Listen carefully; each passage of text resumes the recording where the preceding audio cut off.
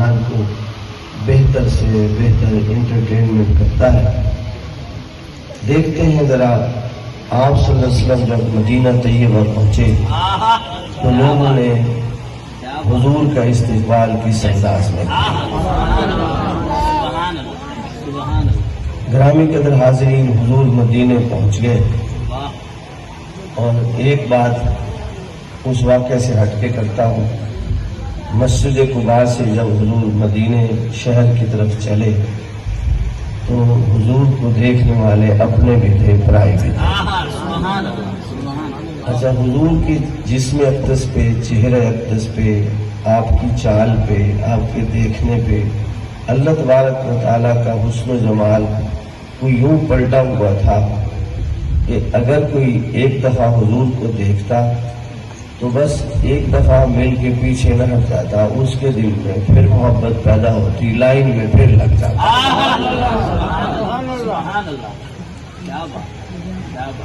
اور جو میں نے پڑھا ہے ایک واقعہ، صرف ایک بات، واقعہ بھی نہیں، ایک بات، یہودی تھا، غیر مسلم تھا، حضور کا کلمہ نہیں پڑھتا تھا،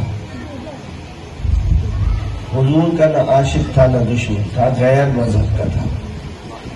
مثلا جیسے استاد صاحب بیٹھے ہیں، یوں گزرا اور اس کی نظر حضور کے چہرے کے ایک طرف پڑی، ہاتھ ملا کے پیچھے ہٹا تو بھاگ کے پھر آگے آنے لگا تو کسی صحابی نے پوچھا ابھی تو ملا ہے، پھر لائن میں لگنے کی کیا ضرورت ہے؟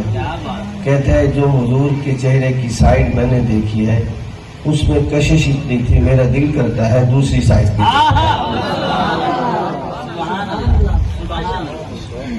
آپ ذرا غور کریں، جو نہ ماننے والا تھا اس کی کیا شان ہے، ہم نے تو دیکھا ہی نہیں ہے، ہماری کیا اوقات ہے۔ لیکن اگر کوئی حضور کی محبتوں